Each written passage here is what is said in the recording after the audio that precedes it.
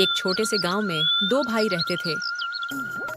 बड़े भाई का नाम किशन था और छोटे भाई का नाम रमेश। दोनों भाइयों का स्वभाव एक दूसरे से बिल्कुल अलग था। किशन बहुत घमंडी और चालाक था। उसे हमेशा लगता था कि वह बहुत समझदार है और बाकी लोग उससे कम हैं। वहीं दूसरी तरफ रमेश बहुत भोला भाला और सीधा इंसान था। वह हर किसी पर जल्दी भरोसा कर लेता था और हमेशा दूसरों की मदद करने की सोचता था। दोनों की शादी हो चुकी थी। किशन की पत्नी का नाम कमला था और रमेश की पत्नी का नाम सीता था। दोनों भाइयों का एक एक छोटा बच्चा भी था। गांव में उनका एक छोटा सा घर था और थोड़ी सी जमीन थी जिससे वे खेती करते थे।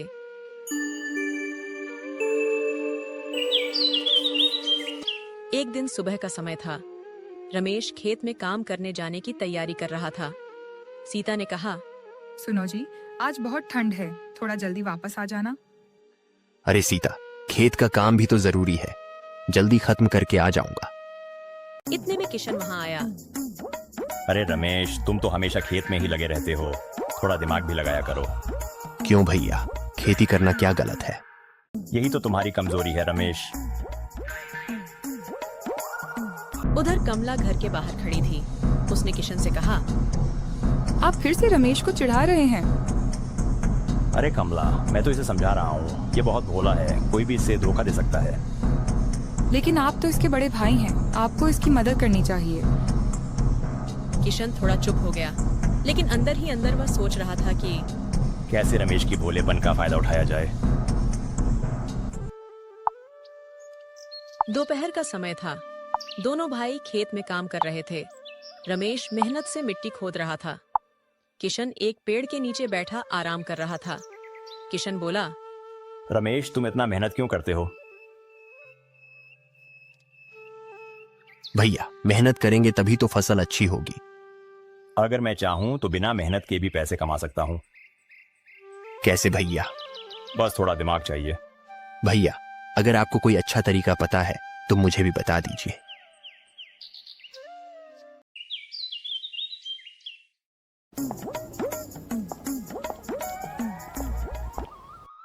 आज खेत का काम कैसा रहा? ठीक रहा, लेकिन भैया कह रहे थे कि बिना मेहनत के भी पैसे कमाए जा सकते हैं। देखो जी, आप किसी की बातों में जल्दी मत आना। अरे नहीं, भैया तो मेरे भले के लिए ही बोलते हैं। उधर किशन अपने कमरे में बैठा था। कमला ने पूछा, आप क्या सोच रहे हैं? मैं सोच रहा हूँ कि रमेश की जमीन को कैसे अपने नाम करवा लूँ। क्या वो तो आपका छोटा भाई है। वो बहुत भोला है, अगर मैं चालाकी से काम लूँ तो सब कुछ मेरा हो सकता है। ये ठीक नहीं है। लेकिन किशन ने उसकी बात अनसुनी कर दी।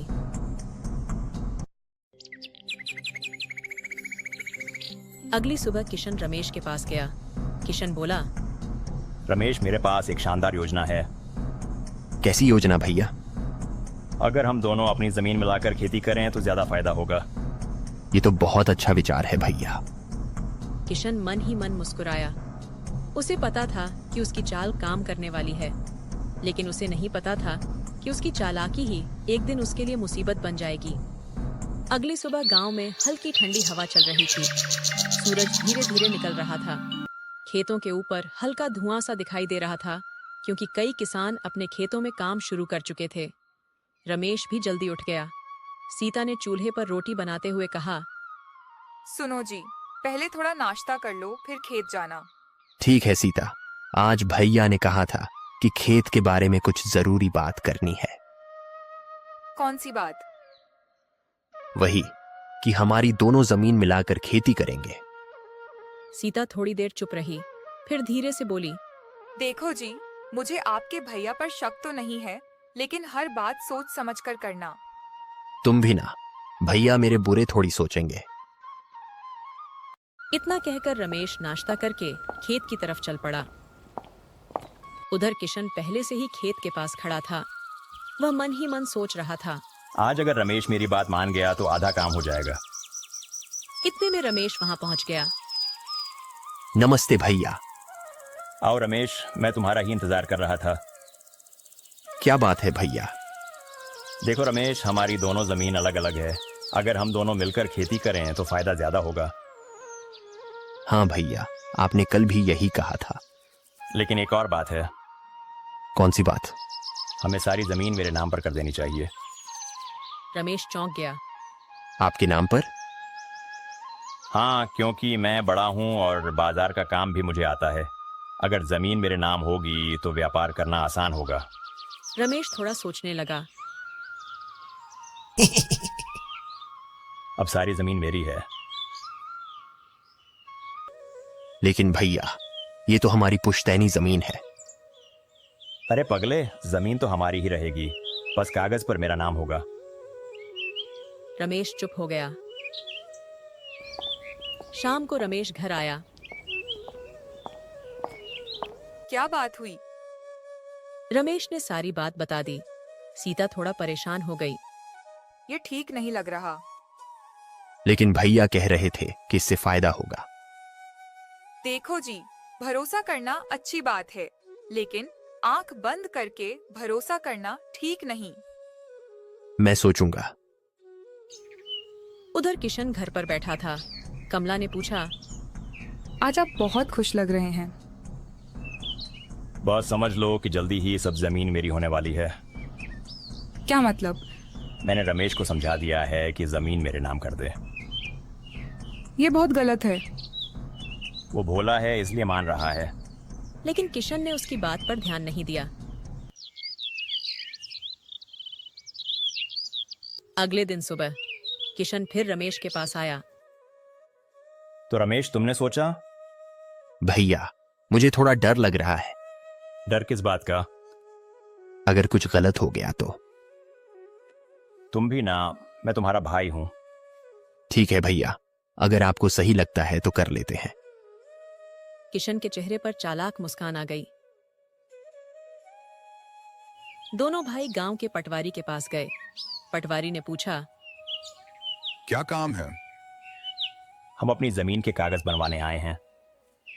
पटवारी ने कागज देखे। क्या दोनों भाई राजी हैं? हाँ। पटवारी ने कागज तैयार कर दिए।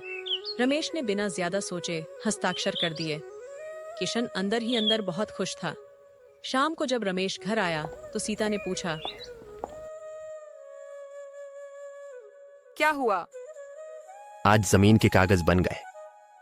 किसके नाम? भैया के नाम। सीता का चेहरा उतर गया। आपने सच में ऐसा कर दिया? भैया ने कहा था कि सब ठीक होगा। सीता चुप हो गई। उधर किशन अपने घर में खुशी से बोला,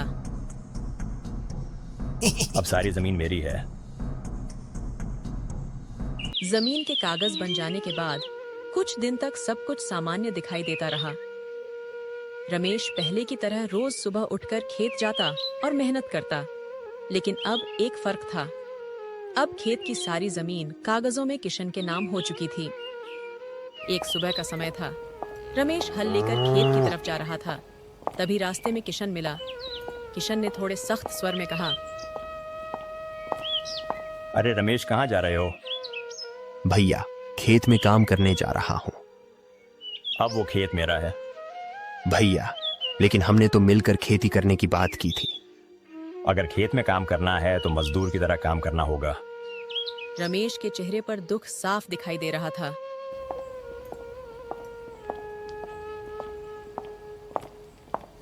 शाम को रमेश घर लौटा। सीता ने पूछा, आज आप इतने उदास क्यों हैं? सीता, भैया ने कहा कि अगर खेत में काम करना है तो मजदूर बनकर करना होगा। सीता की आंखें भर आईं। मैंने पहले ही कहा था, बिना सोचे मत करना। मुझसे गलती हो गई। अब क्या करेंगे? रमेश ने गहरी सांस ली। जो होगा देखा जाएगा। उधर किशन घर में बैठा था। कमला ने पूछा, आप खुद क्यों नहीं गए? अब जमीन मेरी है, मैं मालिक हूँ, मजदूरी थोड़ी करूंगा। आप अपने ही भाई के साथ ऐसा कर रहे हैं। कि वो खुद मान गया था। लेकिन आपने उसे समझाकर फंसाया है। किशन चुप हो गया। कुछ दिन ऐसे ही गुजर गए। रमेश खेत में दिन रात मेहनत करता, लेकिन अब उसे मजदूरी मिलती थी। एक दिन गांव के बुजुर्ग रामलाल काका खेत के पास से गुजर रहे थे। उन्होंने देखा कि रमेश अकेले काम कर रहा है। रामलाल काका ने पूछा, अरे रमेश, किशन कहाँ है? घर पर होंगे। तुम अकेले इतना काम क्यों कर रहे हो? रमेश ने सारी बात बता दी। रामलाल काका हैरान रह गए। क्या तुमने सारी जमीन उसके नाम कर दी? रमेश ने सिर झुका लिया। हाँ काका। बेटा, भोलापन अच्छा होता है, लेकिन कभी कभी लोग इसका फायदा उठा लेते हैं। अब क्या करूं काका? सच्चाई देर से सही, लेकिन सामने जरूर आती है। उधर गांव में धीरे धीरे यह बात फैलने लगी। लोग आपस में बातें करने लगे।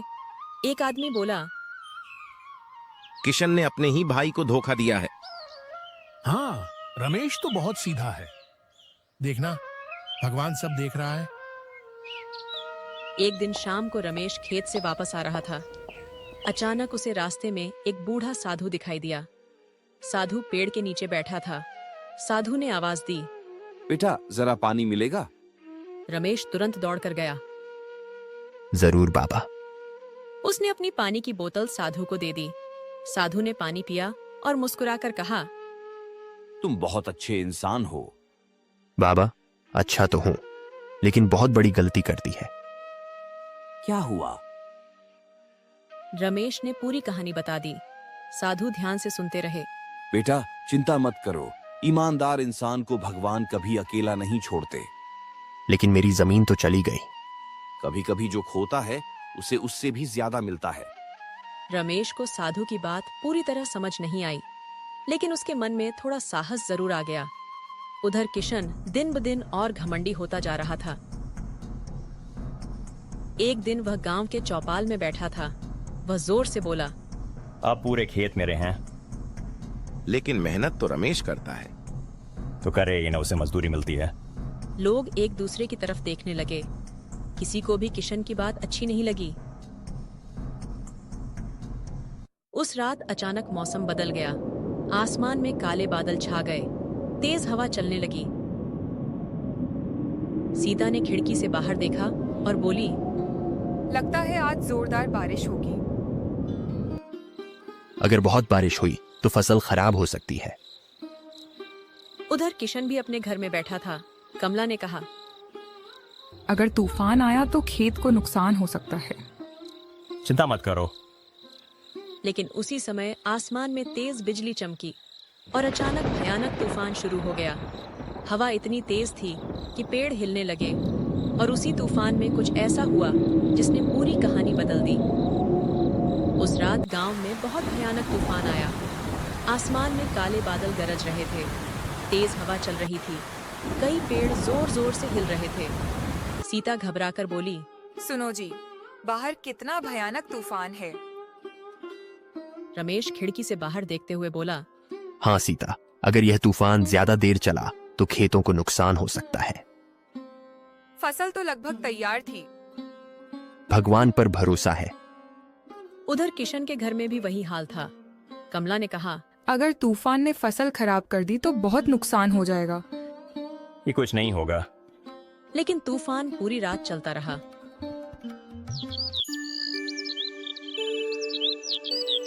सुबह जब सूरज निकला तो गांव के लोग अपने अपने खेत देखने के लिए निकल पड़े। रमेश भी जल्दी उठ गया। सीता ने कहा, सावधान रहना। मैं अभी खेत देख कर आता हूँ। उधर किशन भी खेत की तरफ जा रहा था। दोनों भाई रास्ते में मिल गए। रमेश ने धीरे से कहा, भैया चलिए साथ चलते हैं। किशन ने सिर हिलाया।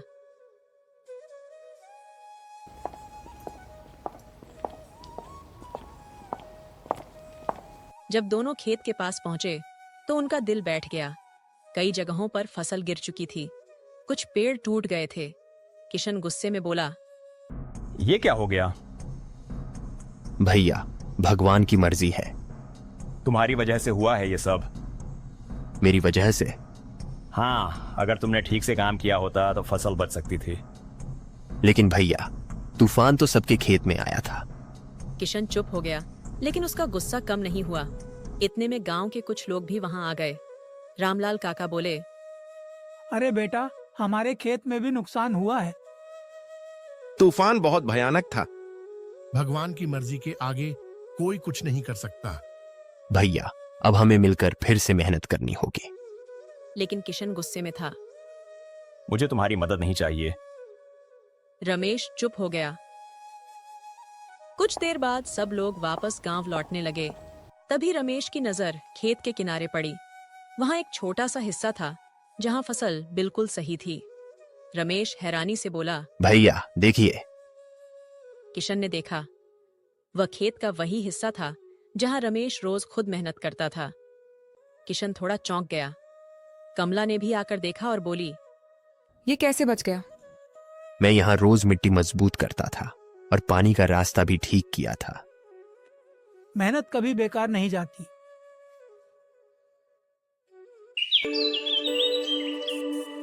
लेकिन अब एक नई समस्या सामने आ गई। किशन के पास पैसे नहीं बचे थे। तूफान के कारण बाकी फसल खराब हो गई थी। घर में खर्च चलाना मुश्किल हो गया। एक शाम किशन घर में बैठा था। कमला ने कहा, अब क्या करेंगे? समझ नहीं आ रहा। अगर आपने रमेश के साथ धोखा नहीं किया होता तो आज वो आपकी मदद करता। किशन चुप हो गया।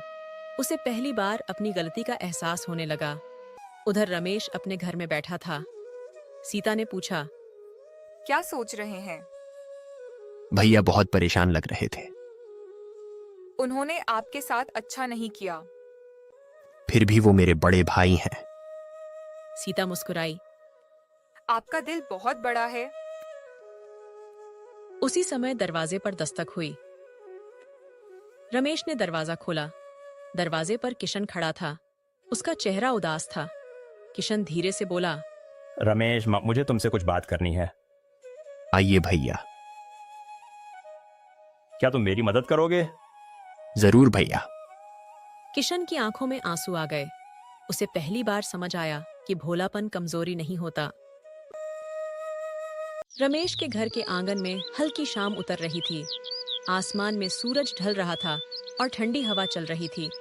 किशन दरवाजे पर खड़ा था। उसका चेहरा पहले जैसा घमंडी नहीं था। आज वह बहुत थका हुआ और उदास लग रहा था। रमेश ने कहा, भैया अंदर आइए। किशन धीरे धीरे अंदर आया और खाट पर बैठ गया। सीता ने पानी का गिलास लाकर दिया। किशन ने पानी पिया और कुछ देर तक चुप बैठा रहा। रमेश ने धीरे से पूछा, भैया आप कुछ परेशान लग रहे हैं। हाँ रमेश, मैं बहुत बड़ी मुसीबत में हूँ। क्या हुआ भैया? तूफान के बाद जो फसल खराब हुई है उससे बहुत नुकसान हो गया है। रमेश चुपचाप सुनता रहा। किशन आगे बोला, घर में पैसे भी नहीं बचे। फिर अब क्या करेंगे भैया? यही समझ नहीं आ रहा। कुछ देर तक सब चुप रहे। फिर रमेश ने कहा, भैया चिंता मत कीजिए, हम सब मिलकर फिर से मेहनत करेंगे। किशन ने हैरानी से रमेश की तरफ देखा। आप मेरे बड़े भाई हैं। किशन की आंखें भर आईं। किशन धीरे से बोला, रमेश, मैंने तुम्हारे साथ बहुत गलत किया है। सीता भी चुपचाप सुन रही थी। किशन आगे बोला, मैंने तुम्हारी जमीन अपने नाम करवा ली। वो सब पुरानी बात है भैया। लेकिन मुझे बहुत पछतावा हो रहा है। उधर कमला भी घर से निकलकर रमेश के घर आ गई। कमला ने कहा, ये रमेश, तुम बहुत अच्छे इंसान हो। भाभी आप ऐसा क्यों कह रही हैं? क्योंकि तुमने सब कुछ खोकर भी अपने भाई के लिए बुरा नहीं सोचा। रमेश मुस्कुरा दिया। तभी बाहर से आवाज आई। अरे रमेश! ये रामलाल काका थे। आइए काका। रामलाल काका अंदर आए और बोले, मैं तुमसे जरूरी बात करने आया हूँ। किशन भी उठकर खड़ा हो गया। काका ने कहा, गांव के कुछ लोग मिलकर सोच रहे हैं कि तूफान से जिनका नुकसान हुआ है उनकी मदद की जाए। ये तो बहुत अच्छी बात है। लेकिन एक बात और है, गांव में सब लोग जानते हैं कि रमेश के साथ अन्याय हुआ है। सब लोग ध्यान से सुनने लगे। किशन का सिर झुक गया। रामलाल काका ने कहा, हम चाहते हैं कि दोनों भाई फिर से मिलकर रहें। काका, गलती मेरी ही थी। गलती हर इंसान से होती है, लेकिन उसे मान लेना बड़ी बात होती है। किशन रमेश की तरफ मुड़ा। उसकी आवाज कांप रही थी। रमेश, अगर तुम चाहो तो मैं जमीन फिर से तुम्हारे नाम कर दूंगा। भैया, इसकी जरूरत नहीं है। नहीं, ये जरूरी है क्योंकि वो जमीन तुम्हारी भी है। हम दोनों मिलकर खेती करेंगे तो ज्यादा अच्छा होगा। यही सही बात है। हाँ, अगर परिवार साथ रहे तो मुश्किलें भी आसान हो जाती हैं। यही तो असली खुशी है। उस रात दोनों भाई देर तक बैठकर बातें करते रहे। किशन बोला, रमेश, अब से हम मिलकर मेहनत करेंगे हाँ भैया। और मैं अब कभी घमंड नहीं करूंगा। भैया, बस आप खुश रहिए। उस रात किशन पहली बार शांति से सोया, क्योंकि उसके मन से घमंड और लालच का बोझ उतरने लगा था। लेकिन कहानी अभी खत्म नहीं हुई थी। अगली सुबह गांव में हल्की धूप निकली थी। रात की ठंडी हवा के बाद मौसम शांत था। गांव के लोग धीरे धीरे अपने काम पर निकल रहे थे। रमेश सुबह जल्दी उठ गया। उसने आंगन में खड़े होकर आसमान की तरफ देखा और धीरे से कहा, भगवान, जो भी हो, बस परिवार में प्यार बना रहे। सुनिए जी, चाय तैयार है। अभी आया। दोनों बैठकर चाय पी ही रहे थे कि दरवाजे पर आवाज आई। रमेश, ओ रमेश। रमेश बाहर आया तो देखा कि किशन खड़ा था।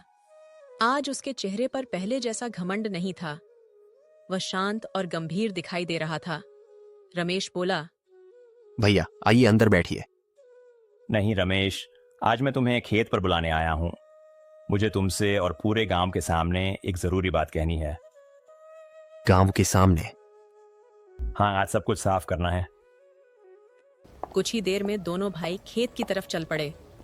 रास्ते में कई गांव वाले भी आ रहे थे। रामलाल काका ने पूछा, अरे बेटा, आज सबको क्यों बुलाया है? काका, आज एक बड़ी गलती सुधारनी है। थोड़ी देर में खेत के पास गांव के कई लोग इकट्ठा हो गए। किसान, बच्चे, बुजुर्ग सब खड़े थे। कमला और सीता भी वहां आ गईं। किशन कुछ देर चुप खड़ा रहा। फिर उसने गहरी सांस ली और सबकी तरफ देखकर बोलना शुरू किया। गांव वालों, आज मैं आप सबके सामने एक सच बताना चाहता हूँ। सब लोग ध्यान से सुनने लगे। कुछ समय पहले लालच में आकर मैंने रमेश को समझाकर सारी जमीन अपने नाम करवा ली। उस समय मुझे लगा कि मैं बहुत चालाक हूँ और मैं जीत गया हूँ। लोग एक दूसरे की तरफ देखने लगे। किशन आगे बोला, लेकिन सच ये है कि उस दिन से मैं हार गया था। बेटा, जो बात दिल में है उसे साफ साफ कह दो। मैंने अपने भाई के भरोसे को तोड़ा। मैंने उसकी भलाई का फायदा उठाया और यह मेरी जिंदगी की सबसे बड़ी गलती थी। कुछ पल के लिए चारों तरफ सन्नाटा छा गया। किशन ने रमेश की तरफ देखा। रमेश, तुम जानते हो, उस दिन तूफान के बाद जब मैंने तुम्हें मजदूर की तरह काम करते देखा, तब पहली बार मुझे अपनी गलती का एहसास हुआ। रमेश चुपचाप सुन रहा था। किशन बोला, तुम्हारे पास सब कुछ खोने के बाद भी मेरे लिए सम्मान था। तुमने मेरे खिलाफ एक भी बुरा शब्द नहीं कहा। उसी दिन मुझे समझ आया कि असली ताकत चालाकी में नहीं, बल्कि सच्चाई और अच्छे दिल में होती है। किशन ने जेब से कुछ कागज निकाले। सब लोग हैरान हो गए। किशन ने ऊंची आवाज में कहा, आज मैं इन कागजों को सबके सामने फाड़कर यह जमीन वापस रमेश के नाम करता हूँ। इतना कहकर उसने कागज फाड़ दिए। गांव के लोग एकदम चौंक गए। कुछ लोग ताली बजाने लगे। रमेश तुरंत आगे आया। भैया, ये आप क्या कर रहे हैं? जो सही है वही कर रहा हूँ। लेकिन भैया, जमीन सिर्फ मेरी नहीं है, ये हमारी है। हम दोनों भाइयों की है। तुम अब भी मुझे अपना हिस्सा देना चाहते हो? भैया, जमीन से ज्यादा जरूरी हमारा रिश्ता है। वाह बेटा, यही असली भाईचारा है। सच में, आज पूरे गांव को सीख मिल गई। लालच इंसान को अंधा कर देता है, लेकिन सच्चाई आखिर जीत ही जाती है। किशन की आंखों से आंसू निकल पड़े। रमेश, क्या तुम मुझे माफ कर सकते हो? भैया, माफी मांगने की जरूरत ही नहीं है। अब तो सब ठीक हो गया। हाँ, अब हमारे घर में फिर से खुशी लौट आएगी। अब जब सब कुछ ठीक हो गया है तो एक बात और सुन लो। अगर तुम दोनों भाई मिलकर मेहनत करोगे तो इस खेत को पूरे गांव का सबसे अच्छा खेत बना सकते हो। काका, हम पूरी मेहनत करेंगे। और इस बार मैं भी रमेश के साथ कंधे से कंधा मिलाकर काम करूंगा। अगले कुछ महीनों में दोनों भाइयों ने सच में बहुत मेहनत की। सुबह सूरज निकलने से पहले दोनों खेत में पहुंच जाते। रमेश मिट्टी तैयार करता, किशन पानी की व्यवस्था करता। दोनों मिलकर बीज बोते। धीरे धीरे खेत फिर से हरा भरा हो गया। वाह बेटा, अब तो ये खेत पहले से भी ज्यादा सुंदर हो गया है। काका, यह सब रमेश की मेहनत और भगवान की कृपा है। और भैया की समझदारी भी। उस शाम दोनों भाई खेत के किनारे बैठकर सूर्यास्त देख रहे थे। किशन बोला, भैया, जिंदगी हमें हमेशा कुछ सिखाने के लिए ही घटनाएं लाती है। और आज मैंने सबसे बड़ी सीख सीखी है कौन सी? कि घमंड और लालच इंसान को अकेला कर देते हैं, लेकिन प्यार और सच्चाई इंसान को सबका दिल दिला देते हैं। दोनों भाई खड़े हुए और घर की तरफ चल पड़े। पीछे खेत में हवा से लहराती हुई फसल चमक रही थी, जैसे वह भी कह रही हो कि सच्चाई, मेहनत और भाईचारा हमेशा जीतते हैं।